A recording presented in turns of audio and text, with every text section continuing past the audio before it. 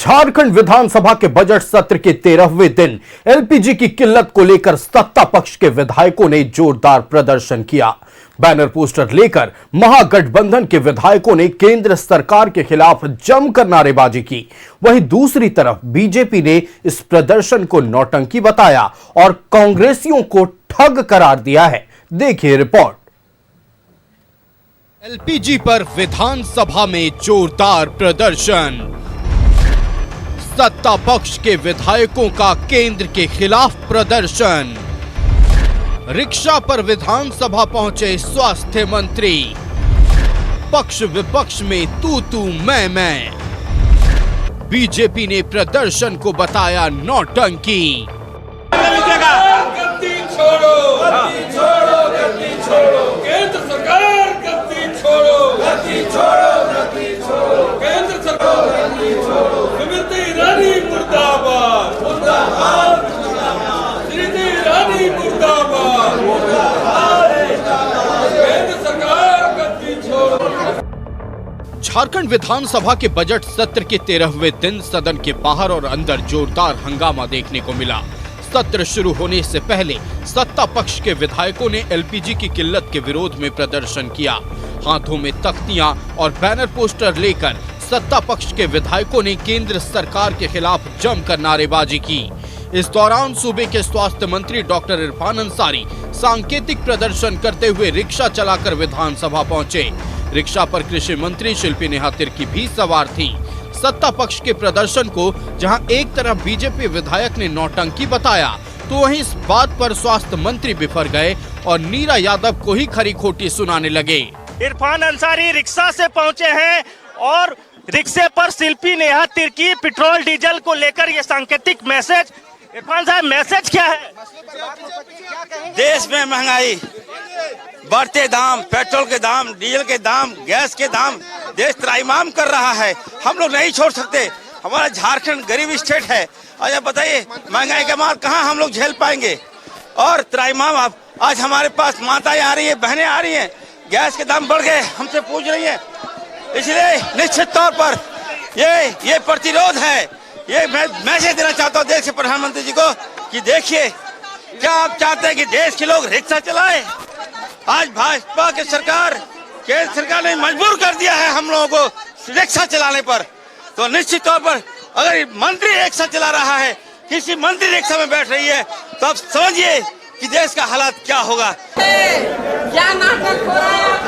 क्या नाटक?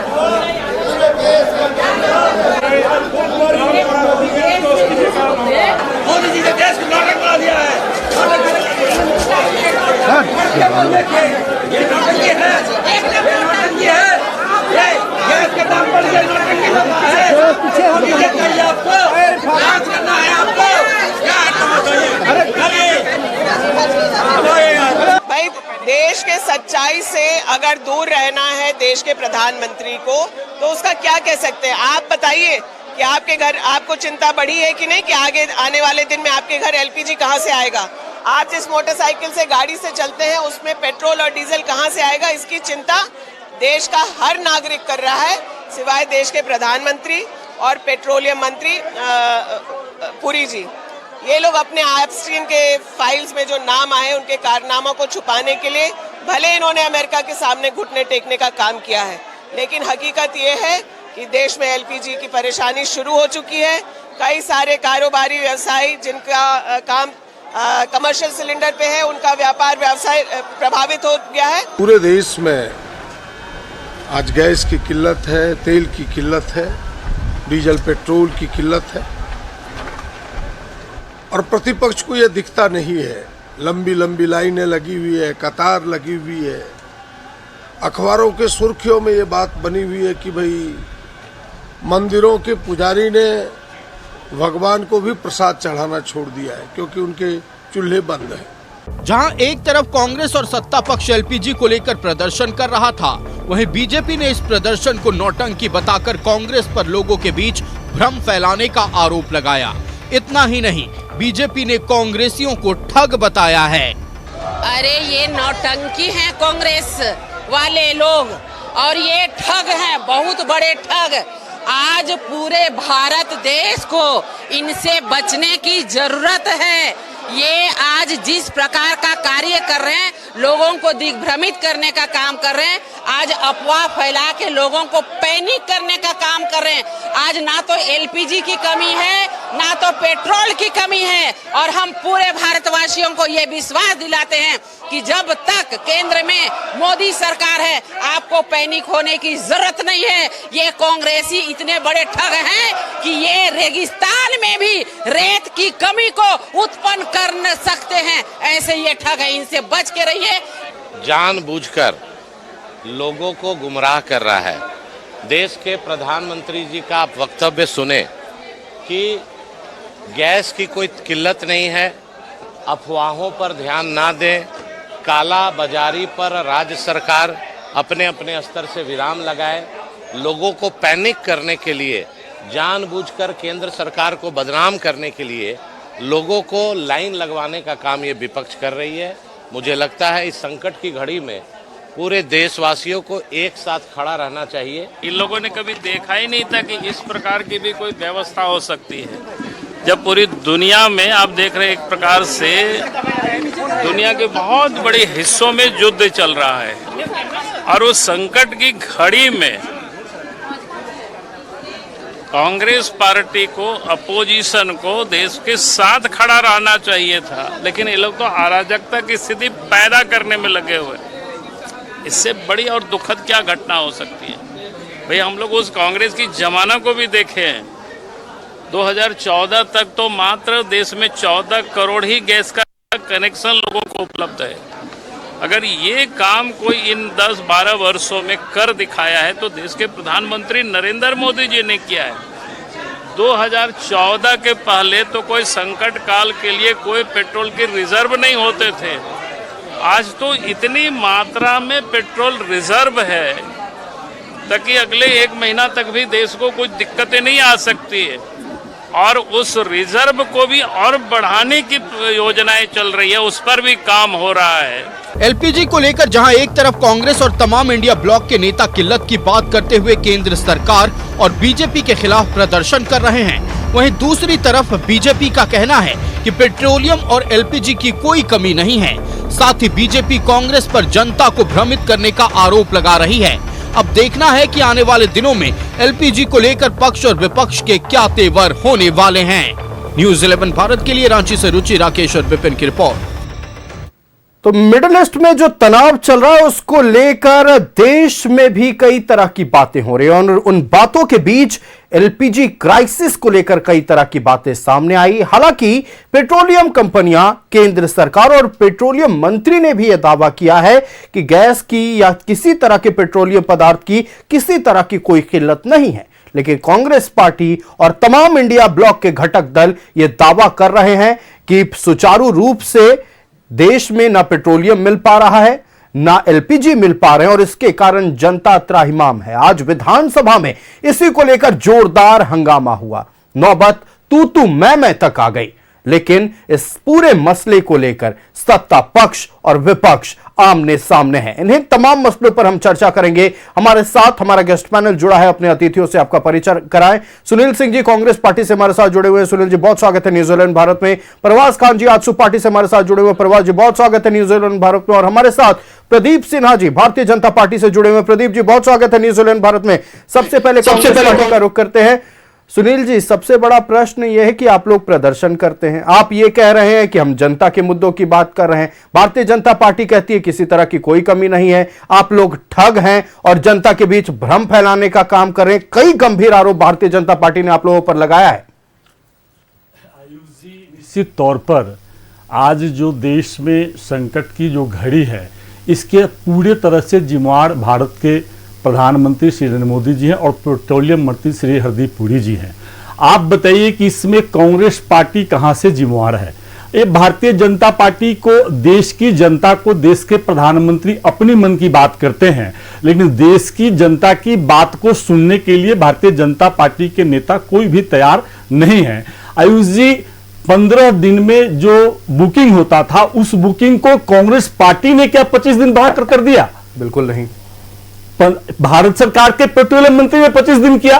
तो आप पैनिक कौन कर रहा है? पैनिक कर रहे हैं भारत सरकार के पेट्रोलियम मंत्री। आज देश के प्रधानमंत्री इसके पूरे तरह से जिम्मेवार हैं। आयुष जी, आपने कांग्रेस पार्टी ने कॉमर्शियल आपूर्ति को होटलों में बंद कर दिया?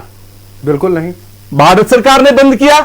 भारत सरकार के पेट्रोलियम मंत्री, जो भारतीय बीजेपी की जो सरकार है, एनडीए की सरकार, उसने बंद कर दिया। तो आज आप यह बताइए कि होटल के कारोबार, घरेलू उद्योग छोटे छोटे बंद होने से करोड़ों लोग रोड पर आ गए हैं। उनके भोजन पानी की जिम्मेवारी कौन देगा? उसकी जिम्मेवारी कौन तय करेगा? तो भारतीय जनता पार्टी कांग्रेस पार्टी पर जो आरोप लगा रही है, इसको अपने आंगन में देखने की जरूरत है। जो देश की जनता को दिग्भ्रमित भारतीय जनता पार्टी कर रही है। आप आयुष जी देखिए कि सभी मीडिया कर्मी जो है, सभी समाचार पत्रों में एलपीजी की भारी क्राइसिस का पत्र छप रहा है, हेडिंग छप रहा है। क्या कांग्रेस पार्टी छपवा रही है? क्या आप जो पूरे देश में लाइन लग के लोग ले रहे हैं, क्या कांग्रेस पार्टी छपवा रही है? आप यह बात बताइए कि पूरी तरह से आयुषी ऑनलाइन जो आपका बुकिंग हो रहा है, सब हैंग हो गया है, कहीं भी बुकिंग आयुषी नहीं हो रहा है। तो भारतीय जनता पार्टी आज आदरणीय विपक्ष के नेता श्री बाबूलाल मरांडी जी का मैं अभी आपके सीन पर सुन रहा था। वह बाबूलाल मरांडी जी जिन्होंने यह कहा था 2004 से 2020 के बीच में कि मैं छत से कूदकर आत्महत्या कर लूंगा, लेकिन भारतीय जनता पार्टी में नहीं जाऊंगा। मोदी की नीयत और नीति, वह बाबूलाल मरांडी जी जो कहते थे कि मोदी की नीयत और नीति देश की भाईचारा को समाप्त करने की है, वह मरांडी जी कहते हैं कि देश को महंगाई में मोदी जी ने झोंक दिया। वह बाबूलाल मरांडी कहते थे कि देश को बेरोजगारी में मोदी जी ने झोंक दिया। और आज लंबी लंबी बात करना चाहते हैं, फिर भी इस राज्य की जनता ने आपको, बाबूलाल मरांडी जी को, आदिवासियों ने उनको नकारने का काम किया। उनमें साहस नहीं है कि रिजर्व सीट से, आदिवासी के सीट से चुनाव लड़कर जीत ले। वो तो धन कहिए राज धनवार के लोगों का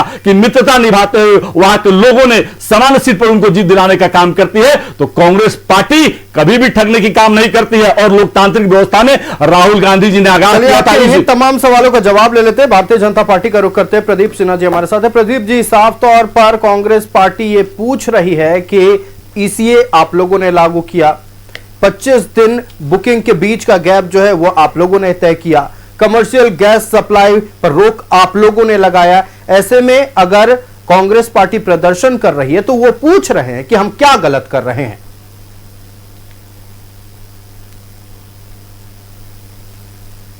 रोक लगा दी गई है, पूरी तरह से अफवाह फैलाने जैसा है, क्योंकि 20% कटौती की गई है, पूरा सप्लाई नहीं रोका गया है। घरेलू गैस की आपूर्ति सुनिश्चित करने के लिए कमर्शियल गैस की सप्लाई थोड़ी कम की गई और सरकार की ओर से बयान आया। इसलिए बात को कैसे ट्विस्ट किया जाता है आपके चैनल पर अभी आप कांग्रेस के प्रवक्ता ने बता दिया। और मैं एक बात जरूर कहना चाहूंगा कि जो एवरेज बुकिंग होता है पहले देश में लगभग 50 लाख प्रतिदिन का था, लेकिन अभी जो बुकिंग है वो 75 लाख है। तो 75 लाख अगर बुकिंग हो रही है तो देश की जनसंख्या तो अचानक बढ़ नहीं गई, देश की जनसंख्या वही है। तो निश्चित रूप से जो अफवाह फैलाने के कारण पैनिक बुकिंग हो रही है, उसका परिणाम है कि गैस कंपनियां अब सामने आकर कह रही हैं कि कोई कमी नहीं है और हम समय पे आपको आपूर्ति देंगे। और उसके लिए जो प्रावधान है, जिसके अंदर जो कहीं शिकायतें आ रही थी कि फोन नंबर पर बातचीत नहीं हो पा रही है, बुकिंग नहीं हो पा रही है, उसके लिए सभी कंपनियों ने गैस नंबर जारी किया है। तो इसीलिए इस तरह की बातों में पड़ने की बजाय मैं समझता हूँ कि देश की जनता भी समझ रही है कि कांग्रेस पार्टी की भूमिका पूर्व में भी कैसे रही है। किसी भी सरकार के निर्णय के साथ तो कांग्रेस पार्टी कभी खड़ी रही हो इसका इतिहास में, खासकर 2014 से ऑन टू आज। आपने देखा होगा कि कोविड के समय जो वैक्सीन हमारे वैज्ञानिकों ने बनाया उसको लेकर किस तरह की बातें कही, ये मोदी वैक्सीन तक कहा गया। और जो अफवाह फैलाई गई उसका मतलब असर आप ये समझ सकते हैं कि एक कम्युनिटी ने, मुसलमान कम्युनिटी ने कहा कि नहीं, हम इस मोदी वैक्सीन पर भरोसा नहीं करते, इसके तरह तरह के रिपरकशन हो सकते हैं। उसके अलावे अभी आपने देखा होगा हाल में जब सिंदूर का घटनाक्रम हुआ तो ये भारत के साथ खड़े होने के बजाय ये पूछ रहे थे कितने विमान गिरे। तो देश की जनता समझती है कि वो जब ट्रंप का बयान आता है कि पाकिस्तान के प्रधानमंत्री को मारने की हद तक भारत पहुंच चुका था, तब मैं समझता हूं कि इनको जवाब मिलता है और अफवाहों से बचाने की जिम्मेदारी उनकी भी है। क्योंकि नेता प्रतिपक्ष होने के नाते एक कंधे में बड़ी जिम्मेदारी आती है कि हम अफवाह ना फैलाएं। हो सकता है थोड़ी परेशानियां होगी, क्योंकि देखिए जो ईरान के साथ इजराइल और यूएस के युद्ध चल रहे हैं उससे सारे देश प्रभावित है।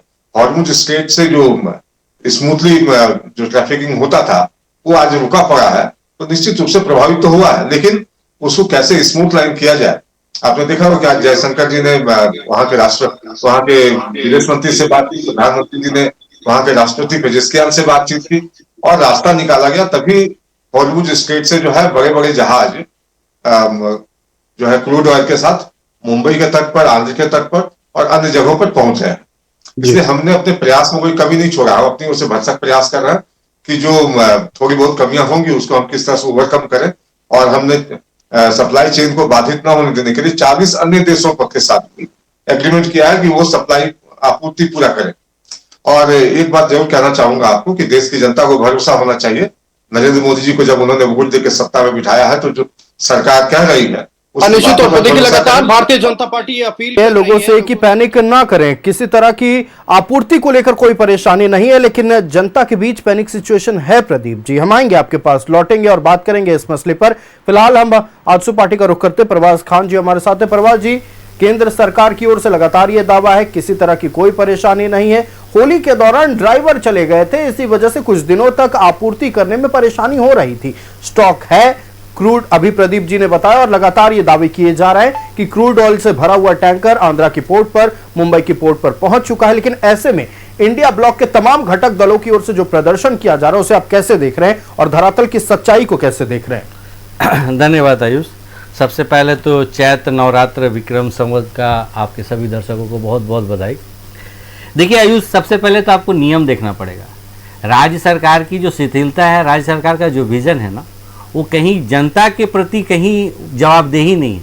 आप नियम क्या कहता है, केंद्र सरकार और राज्य प्रशासन से आपूर्ति श्रृंखला की निगरानी, आंतरिक समन्वय बैठक आयोजित करने और घरेलू उपभोक्ता को प्राथमिकता देने के कहती है। अब आप सोचिए, राज्य प्रशासन, केंद्र ने आपको घरेलू जो एसेंशियल कमोडिटी का जो सप्लाई है केंद्र सरकार करता है, लेकिन राज्य सरकार का जो प्रशासन है उसके साथ एक आंतरिक समन्वय होने चाहिए।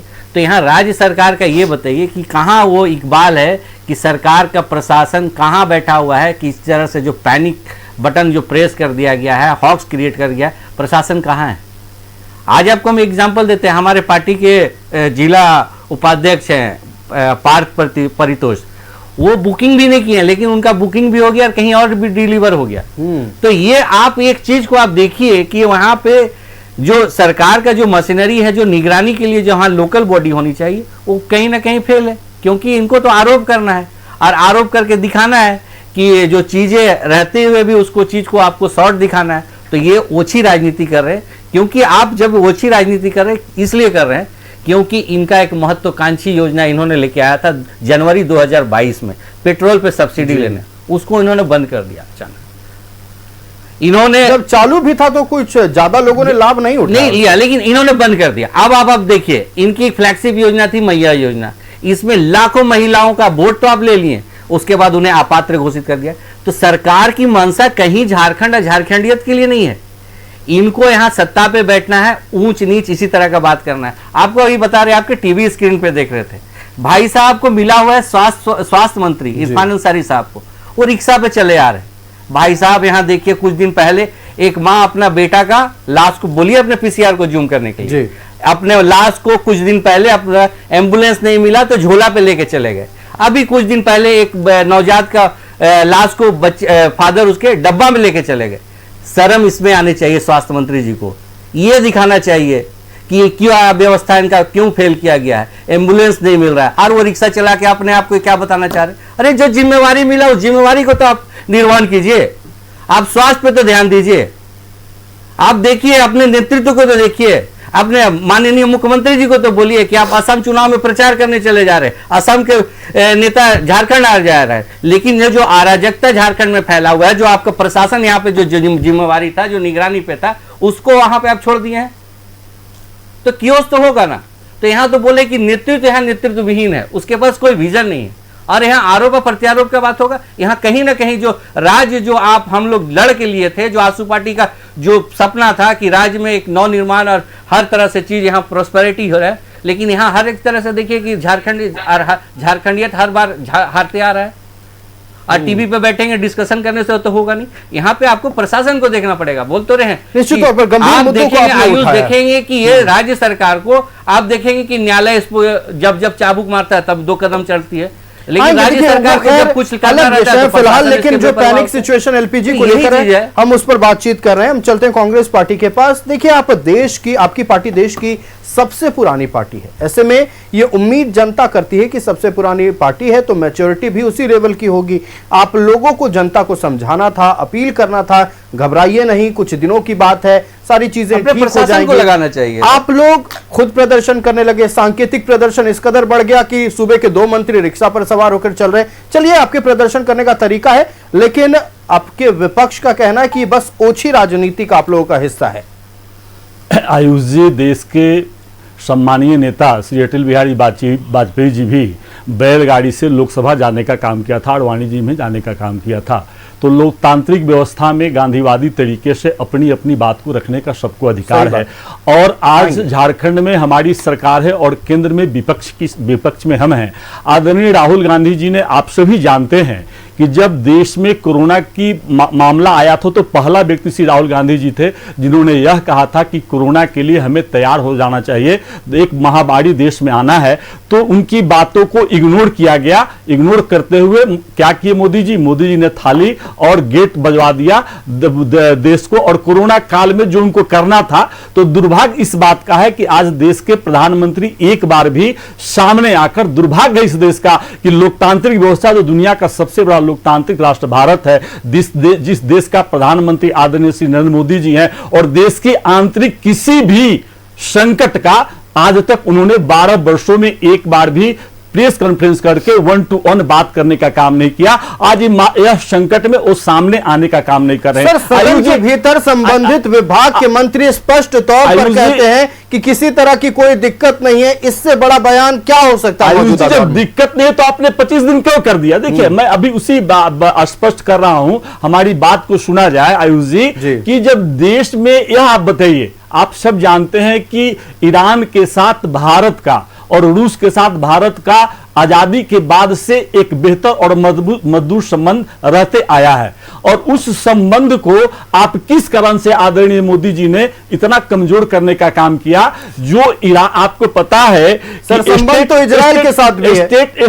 स्टेट ऑफ हार्मोज जो है, स्टेट ऑफ हार्मोज जहां से आपका भारत का आयात 50% गैस होता है और 60% कच्चा तेल का हम करते हैं। इतने तनाव के बीच भी सर आयात कहां रुका? जो भारत स्टेट ऑफ हार्मोज से हमारी जहाजें पार हो रही हैं। नहीं हो रही है आयुष जी, आपके कहने से नहीं होगा। मैं वही कहने से नहीं, जब जहाजें पार हो रही है तो दिक्कत कहां? जब जहाजें पार हो रही तो दिक्कत किस बात की? काहे का दिक्कत? क्यों 25 दिन? मोदी जी ने क्यों 25 दिन किया? नहीं, बिल्कुल नहीं। कांग्रेस पार्टी, आप गलत करोगे। नोटबंदी कांग्रेस पार्टी किया था क्या 10 नवंबर 2025 को दिल्ली के लाल किला पर आतंकवादी हमला किया? देश की महंगाई पहुंचा, ये शायद आप लोगों ने नहीं कहा था 2014 में कि हम गैस कर देंगे 250 रुपये और डीजल पेट्रोल कर देंगे 35 रुपये, और आज आप कहां महंगाई लेकर चले गए? जिस भारत पर 2014 तक 55 लाख करोड़ कर्ज था, उस पर आज 259 लाख करोड़ भारत पर कर्ज हो गया। जो कांग्रेस की सरकार में 35,000 5 लाख आपके हिसाब से भारत को किसके समर्थन में जाना चाहिए? मैं कह रहा हूं कि पूरी तरह से देश के प्रधानमंत्री आदरणीय नरेंद्र मोदी जी, और हर स्थिति में आप कहते हैं संकट के समय में कांग्रेस पार्टी हमेशा भारत के साथ संकट के समय में खड़ा रहा है। आप कैसे कहते हैं? आपको मैं बताना चाहता हूं कि जब आपका आतंकवादी घटना घटी जम्मू कश्मीर में मई 2025 में, तो आप पहलगाम में, तो आप समझिए कि जब देश उसकी सराहना भारत सरकार ने राहुल गांधी जी को विपक्ष को बैठाया, टाइम्स बैठे, इस विषय पर जाएंगे तो लंबा वक्त चाहिए हमें इस पर बात करने के लिए। सुनील जी, इस पर लंबा वक्त चाहिए, चूंकि वक्त की पाबंदी है। हमारे साथ 2 और पार्टी के प्रवक्ता मौजूद हैं। प्रदीप सिन्हा जी के पास चलते हैं। प्रदीप जी, देखिए, साफ तौर पर कूटनीति को लेकर सवाल उठाया जा रहा है, फॉरेन अफेयर्स को लेकर सवाल उठाया जा रहा है, और यह कहना है कि कूटनीति आप लोगों की बढ़िया नहीं है, केंद्र सरकार की बढ़िया नहीं है, इसलिए राज्य में यह संकट उत्पन्न हुआ है और देश में संकट उत्पन्न हुआ है। याद दिलाऊं कि ब्रिटेन में जाके राहुल गांधी ने क्या कहा था कि defenders of democracy must intervene, जी, भारत में हस्तक्षेप करें, अमेरिका और वो ब्रिटेन को उन्होंने कहा था। पाकिस्तान में जाकर मणिशंकर अय्यर ने कहा वो बताने की आवश्यकता नहीं। बार बार जाकर विदेशों में जिस तरह के देश के खिलाफ बयान देते हैं, तो देश के साथ कौन खड़ा है ये देश की जनता भी देखती है। और बिरयानी पाकिस्तान में कौन खाता है भी देश की जनता जानती है। आपने भी कहा, सुनील जी आपके बीच में नहीं बोला था मैं, सुनील जी सुन लीजिए। डिप्लोमेसी की जहां तक बात है, कल से लेकर अभी तक की बात जो है 24 शिप्स जो है स्ट्रेट ऑफ हॉर्मुज से भारत पहुंच रही है। तो निश्चित रूप से डिप्लोमेसी उस लेवल पर बातचीत हो रही है जब प्राइम मिनिस्टर को पेजिस्तान से बात करनी हो, चाहे विदेश मंत्री को विदेश मंत्री अपने काउंटर पार्ट से बात करनी हो, ये सारी चीजें हो रही है। लेकिन किसी को अगर सिर्फ पैनिक ही क्रिएट करना हो, संसद के मकर ध्वज पर बैठकर, द्वार पर बैठकर अगर सिर्फ देश की जनता को एक गलत चीज परोसने की ही उनकी आदत रही हो, तो मैं समझता हूँ कि देश की जनता उनके करतूतों से भली भांति वाकिफ हो चुकी है। और जहां तक प्रश्न, देखिए मैं चूंकि विषयांतर नहीं करना चाह रहा था मुझे, लेकिन एक बात इन्होंने कहा बाबूलाल मरांडी के लिए कि जो व्यक्ति रिजर्व सीट छोड़ के जनरल सीट में चुनाव लड़ने गया, वो हिम्मत नहीं जुटा सका कि रिजर्व सीट से चुनाव लगे। तो इनको भी याद करना चाहिए कि इनके नेता जब अमेठी में हारे तो साउथ इंडिया में चले गए उस जगह पर जहां मुस्लिम बहुसंख्यक वाली सीट थी। तो इसलिए इस तरह की बातें करने से पहले एक बार अपने गिरेबान में भी झांक लेना चाहिए। निश्चित तौर पर देखिए चूंकि वक्त की पाबंदी और ये उम्मीद की जा रही है कि बहुत जल्द ये मामले सुलझेंगे। एक आखिरी फाइनल कमेंट प्रवास खान जी से हम ले लेते हैं। प्रवास जी फाइनल कमेंट 30 सेकंड। मेरी सफ़ेद कमीज है और आपकी कम सफ़ेद है, ये बात नहीं होनी चाहिए। जनता के लिए आपको सोचना चाहिए। मैं सुनील जी से थोड़ा सा एक ही सवाल पूछूंगा कि आपका तो चुनावी घोषणा पत्र पे था ना 450 रुपये में एलपीजी, क्यों नहीं आप डिलीवर किए अब तक? और अभी आप जो रोना रो रहे हैं, मैं बोल रहा हूँ ना कि यहाँ पे प्रशासन का जो निगरानी का जो था, चुनावी घोषणा में 2 करोड़ नौकरी क्यों नहीं दिया? बस यही बात आपने बताओ ना भाई। अभी आप 14 वर्षों में इस राज्य को बर्बाद कर दिया। इस राज्य की जनता ने 14 वर्षों में पैनिक हो जाइएगा। आप साथ में थे बर्बाद करने के लिए। पैनिक हो जाइएगा। पैनिक आप करा रहे हैं। आप जब बोल रहे थे आपको किसी ने डिस्टर्ब नहीं किया, बात पूरी कर लेते हैं, वक्त की पाबंदी है। पैदा हुआ है तो यहाँ का प्रशासन फेल है। सुनील जी इसको मानिए कि आपको अफसरशाही आपके हाथ में पकड़ पे नहीं है। आपको अगर न्यायालय आपको चाबुक मारता है तो सरकार 2 कदम चलती है, लेकिन प्रशासन आपके हाथ में ही नहीं है। प्रशासन आपके हाथ में नहीं है। आपको जो डिलीवर कराना चाहिए भी भारत का प्रशासन से आप नहीं पाबंदी है। और ऐसे में इस विषय पर चर्चाएं खूब हो रही हैं। हमारे स्टूडियो में हो, विधानसभा परिसर में हो, विधानसभा के अंदर हो, लोकसभा के अंदर हो या फिर देश की सड़कों पर हो, सारे जुबान पर बस एलपीजी का नाम है। लेकिन केंद्र सरकार का भी दावा है कि कहीं किसी को कोई परेशानी नहीं होगी, पैनिक नहीं करना है। बस इसे लाया गया है कालाबाजारी रोकने के लिए, अवैध भंडारण पर रोक लगाने के लिए, ताकि निर्बाध आपूर्ति एलपीजी की कम से कम डोमेस्टिक स्तर पर तो हो ही सके। आने वाले दिनों में यह दावा किया जा रहा है कि कमर्शियल गैस सिलेंडर की भी सप्लाई बहुत जल्द सुचारू रूप से फिर से उसी तरह से शुरू हो जाएगी जैसे पूर्व में थी। तो हम अपने अतिथियों का धन्यवाद करें। भारतीय जनता पार्टी से प्रदीप सिन्हा जी हमारे साथ थे, सुनील सिंह जी कांग्रेस पार्टी से हमारे साथ थे, और प्रवास खान जी हमारे साथ आजसू पार्टी से थे। आपका बहुत शुक्रिया न्यूज 11 भारत को समय देने के लिए।